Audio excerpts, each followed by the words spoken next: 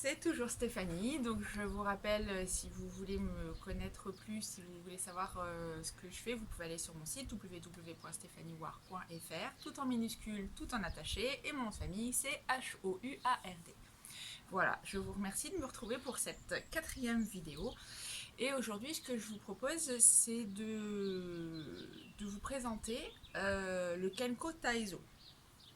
Alors, le Kenko Taizo, qu'est-ce que c'est? C'est une gymnastique très douce, hein, japonaise, qui est destinée à réchauffer en fait le corps pour le préparer à la journée.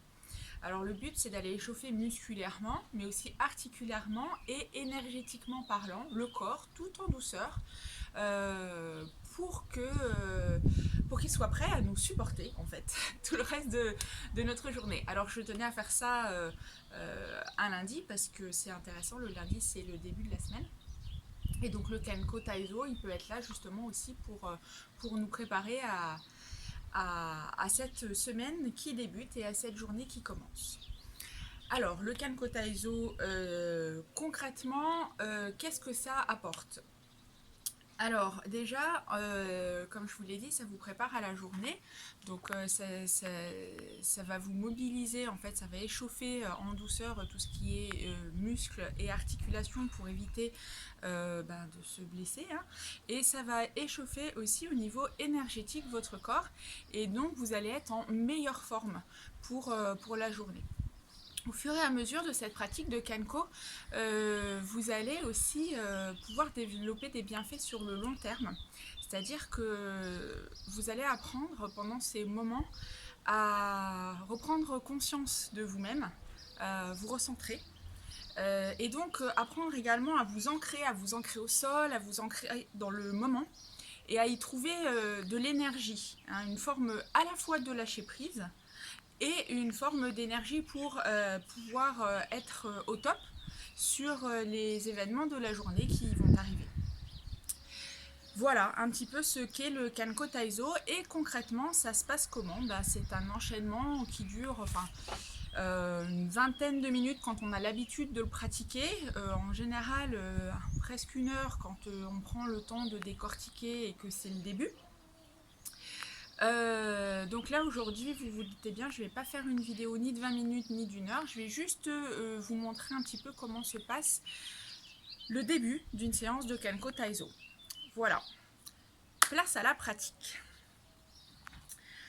Pour la pratique du Kenko Taizo, au départ ce qui est intéressant c'est de bien sentir la verticalité du corps et de sentir l'ancrage. Pour sentir l'ancrage, vous vous placez les pieds écartés de la largeur du bassin. Vos genoux sont toujours déverrouillés. Il n'y a pas de tension au niveau des articulations des genoux. Votre corps doit être souple. Ce n'est pas plié, ce n'est pas tendu vers l'arrière. Vous restez souple, comme si vous pouviez rebondir sur place. Vous avez libéré vos hanches.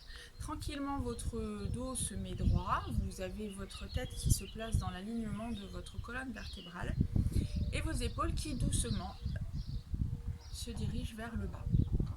Vous pouvez fermer les yeux un instant si vous voulez, juste pour prendre conscience de votre corps dans cette position, ici et maintenant, votre corps prêt à répondre à vos attentes, à vos sollicitations, tranquillement, en douceur.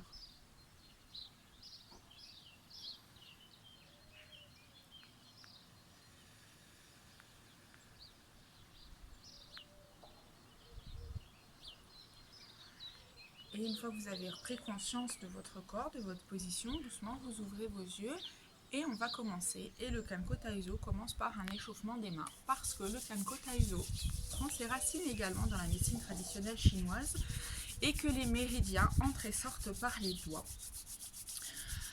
Ce qui me fait l'occasion de vous rappeler, vidéo 1, le lavage de main à la solution hydroalcoolique, c'est pratiquement les mêmes mouvements, c'est-à-dire que voilà, vous allez échauffer vos mains, la paume, les dos, voilà, les espaces interdigitaux parce que les méridiens passent à cet endroit-là, le pouce, voilà, le bout des doigts,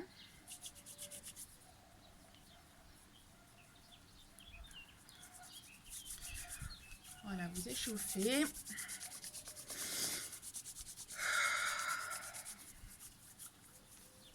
Et les poignets. Je pense qu'on a dû mettre une trentaine de secondes, ce qui est le temps requéri pour un lavage de main à la solution hydroalcoolique et ce qui est le temps intéressant pour effectivement réchauffer les mains qui vont nous apporter l'énergie sur le reste du corps. La deuxième chose, tranquillement, vous allez aller éveiller votre peau au niveau de votre visage. Comme si vous passiez la meilleure crème au monde, prenez le temps. Prenez le temps de faire ces mouvements. Fermez les yeux. Sentez la peau de vos mains, de vos doigts, celle de votre visage.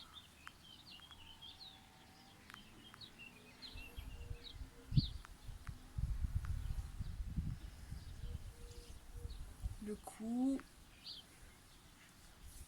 Prenez soin, mesdames, de votre décolleté. Et la nuque. Tranquillement, une fois que vous avez pris contact, vous allez faire comme s'il y avait une petite pluie qui tombait sur votre crâne. Donc vous laissez tout doucement vos doigts pianoter sur le sommet du crâne et tranquillement, comme une douche bienfaisante, vous allez les laisser glisser sur votre visage. Donc avec ces petits tapotements, on va solliciter la microcirculation au niveau de la peau du visage.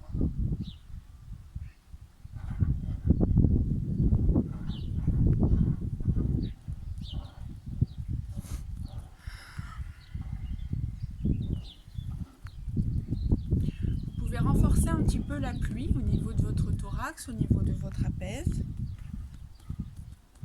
Et la pluie va devenir orage pour prendre de la force et vous donner de l'énergie. Vous allez placer vos mains en coupole, comme si vous vouliez recueillir de l'eau pour la boire. Et vous allez taper sur votre thorax. Alors ce n'est pas parce que c'est fort que ça fait du bruit, c'est à cause de la façon dont est mise la main.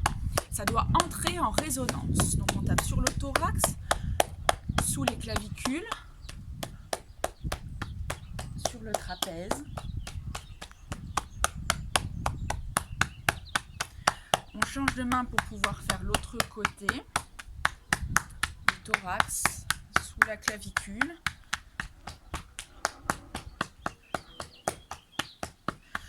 Le trapèze.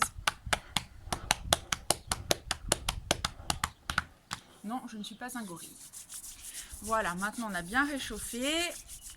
Alors je vous conseille, entre plusieurs petites manœuvres, quand vous sentez que l'endroit est bien échauffé, de refrotter vos mains. Parce que si l'endroit que vous avez travaillé est bien échauffé, ça veut dire qu'il est chargé en énergie. Donc ça veut dire que vos mains, elles, se sont déchargées en énergie. Donc, on les recharge. Voilà. On va tranquillement se reposer dans la position de départ. Vous pouvez fermer les yeux également si vous le voulez. Et tranquillement, on va amener les épaules 5 fois vers l'avant et 5 fois vers l'arrière. Ichi. Ni. San. Shi. Go. Et à l'arrière. Ichi. Ni. San. Shi. Go. Et ensuite, on élève les épaules 5 fois jusqu'à se retrouver là sur la pointe des pieds. Et ensuite 5 fois en arrivant à des petits sauts. Ichi. Ni. San. Shi. Go. Et 5 fois pour aller vers le saut. Ichi. Ni. San. Shi. Go. Laissez retomber tranquillement. Et on va gravir l'échelle. Gravir l'échelle, c'est votre main. L'autre qui va rejoindre. Et vous allez faire comme si vous aviez monté les barrières. ce qui fait que vous allez étendre votre corps et vous retrouver avec vos pieds sur la pointe. On commence. Ichi, ni, san, shi, go. Ichi, ni, san, shi, go. Et vous allez chercher tranquillement à aller plus loin.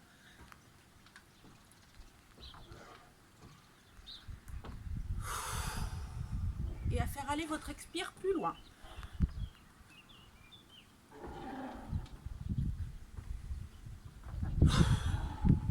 Encore.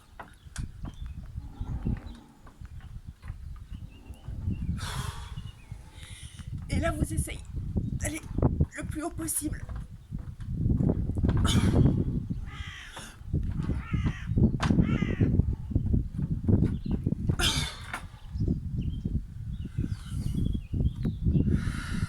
Voilà, prenez un petit temps pour vous délasser.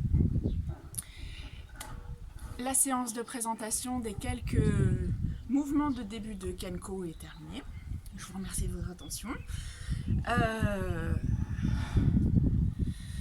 Je vais mettre en place, une fois que la quarantaine sera levée, dès que le cabinet pourra rouvrir, ces exercices de Kenko Taizo le matin, de 8h30 à 9h le mercredi. Et voilà, si ça vous dit d'en savoir plus, il n'y a pas de souci.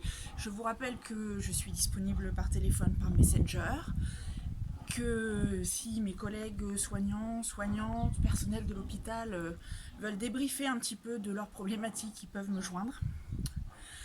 S'il vous plaît, prenez soin de vous. S'il vous plaît, restez chez vous. Et puis à bientôt pour une prochaine vidéo. Merci à tous.